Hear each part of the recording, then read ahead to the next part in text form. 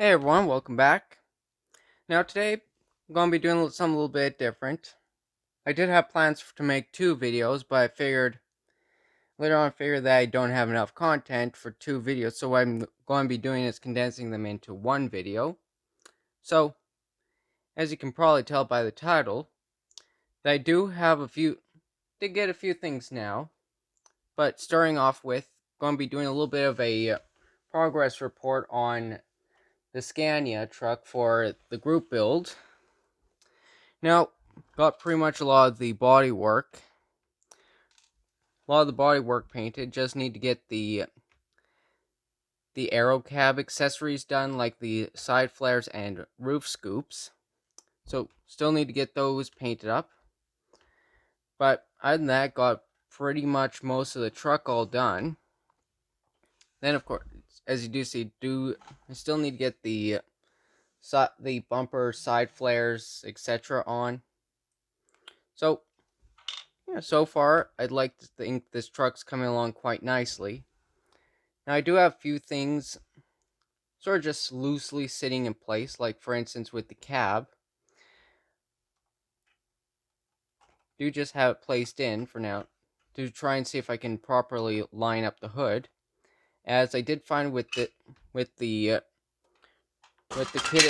kit itself, it does have these very awkward three-piece pin or the two-piece pins that glue onto the hood for it to tilt back and forth, which is quite difficult to align properly, and then trying to find something to support the brackets on without getting glue everywhere was a bit of a challenge, to say the least, but got that dealt with.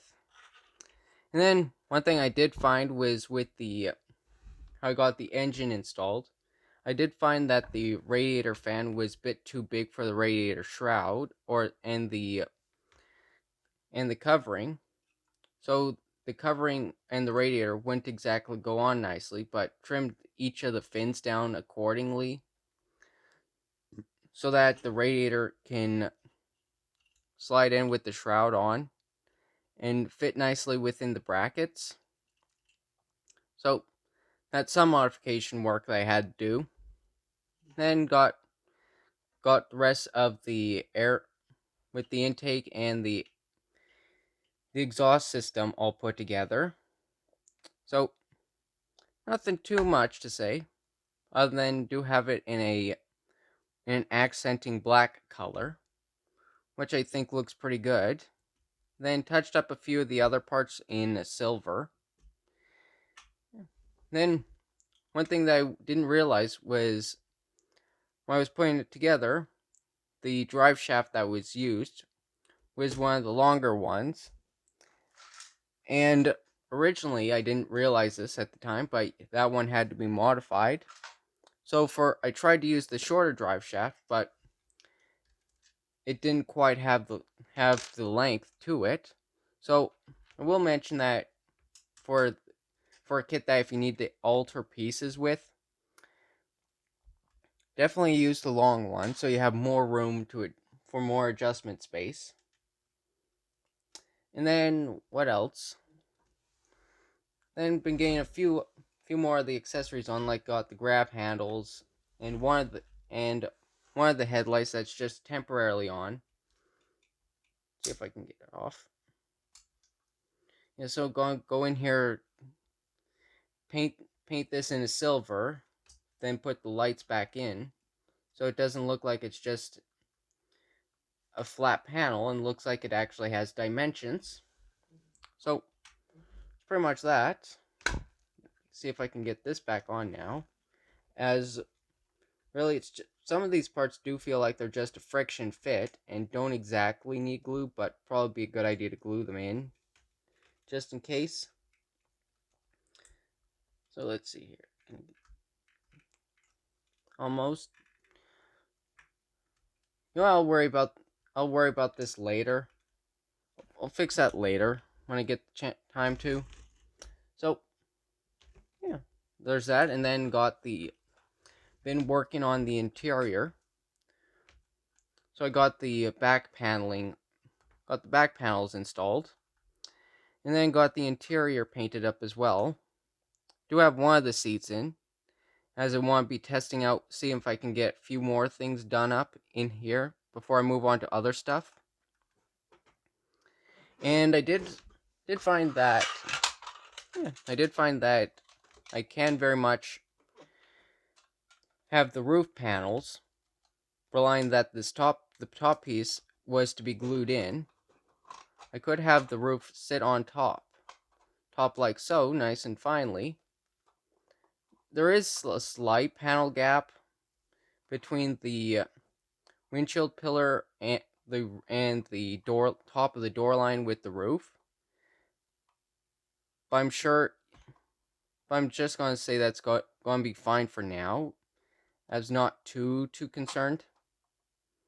And then when building, I did see there was the option for glass for the window on the back instead of an insert panel. So in order to see some more details I'm thinking about adding, might as well be able to see inside the truck. So it's pretty much that. Then let's see if I can get this. I'll just get this placed back on. So that's pretty much how. So that's pretty much how the truck's been going.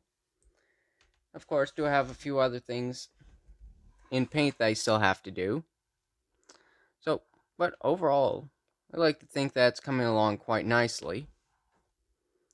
Of course, going to clean off a bit of the body work when I get around to doing the decals. But I'm definitely going to be looking forward to getting this done.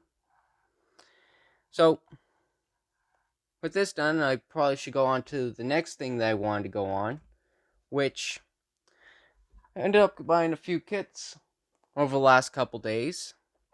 So, figured might as well show those as well. So, starting off with a guy that I've known for a while, seeing that he had some more, a guy I haven't actually talked to for a while, contacted him again, see if he still had some modeling stuff. I did find some models of his that I ended up buying, first of which is this Revell 1959 Ford Galaxy 500 Skyliner, part of the Skips Fiesta Drive-In series from 1988. Now, this kit here, I was really looking forward to finding this kit actually, as I actually like these cars and think it's cool to have a convertible hardtop car. So, really stoked to have this now in my collection. And in seeing other reviews of the car itself, I do find it strange to have a multi-piece body. Well, of course, being a classic Revell kit, it's pretty much what you get. And then got some insignia. One thing, so interestingly enough, seen here, apparently it says that it's a 124 scale model, length at 8 3/4 inches long. But what's strange enough is that on the front of the box it says it's a 125th scale kit. So it's a very much an interesting scenario of not actually knowing what the size is. So if anything, it could be a 124, 125th scaled kit. But at the end of the day, being a 59 Ford Galaxy, you don't really find too many of these kits around anymore. So, not too overly concerned on the size, and I figured it's probably going to be a fun build. I may do a full review build on this, but going to have to see about that. And then, moving here next, got this fairly modern classic 1997 Revell Dodge Sidewinder show truck, which this kit here I actually been on the look for a while to add to my concept car collection. And this was definitely a very interesting kit, and one and a bit of a childhood classic for me, as when I was young, I did see do remember seeing some pictures of this truck, thinking it was fairly cute, cool, and unique. And from what I believe, it does have a. I'm thinking it is the V10, or I could be mistaken on that, but I haven't.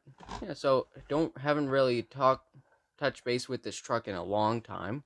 So definitely happy to have this. The box is in a bit of a rough shape, but as it's going to be built, I'm not too overly concerned with condition. But so yeah, we're going to be looking forward to this. One, I pretty much got to show this how one of the cool features with this kit actually is the tires. I don't think anyone's ever seen any other kit before having a flame treaded tires. If anything, fairly reminiscent to what a Hot Wheels tire would be like. So that's definitely fairly cool, and can't really expect to see something like this in any other vehicle. So yeah, that's a really cool feature. And of course, if I get around to it and don't get too distracted with projects, definitely gonna keep this to the side for a proper review. And then, actually, let me just move these out of the way, as this next item's fairly sizable. Now, and from the guy I've been buying some other stuff for months now, did find this AMT Street Machines superset, which you can tell just by looking at it. It just takes up the entire screen. And with this, the cars that do come with it are 67 Impala, 66 Nova, and a 67 Chevelle. All fairly nice vehicles. And the one big thing that actually pushed me to want to get this was mainly for the fact that the Impala's got a bunch of the performance parts. Like how recently I did that, or yeah, not that long ago, I did the Kodak Films Chevy Impala. So figured that was a nice kit to work with. And I figured, you know what? The modern kits have just fairly mundane parts. So wanting to build another one with this, especially with the custom wheels, this would be a nice build to have. And then along with the 66 Nova and 67 Chevelle, the decal work on it is fairly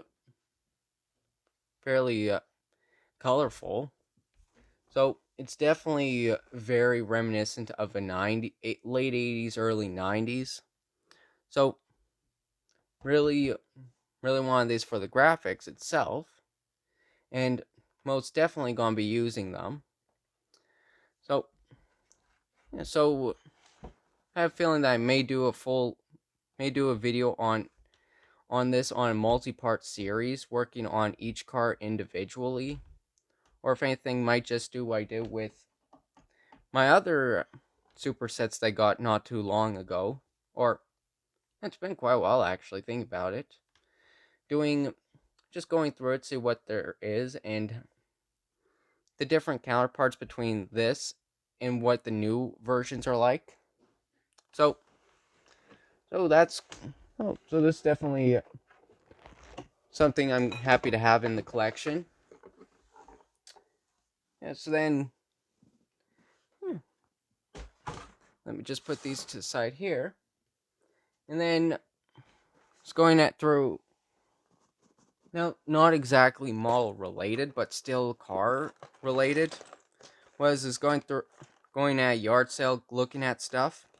Did come across some Lego, and found this Lego Speed Champion set from 2019 that's set that's still sealed in the box.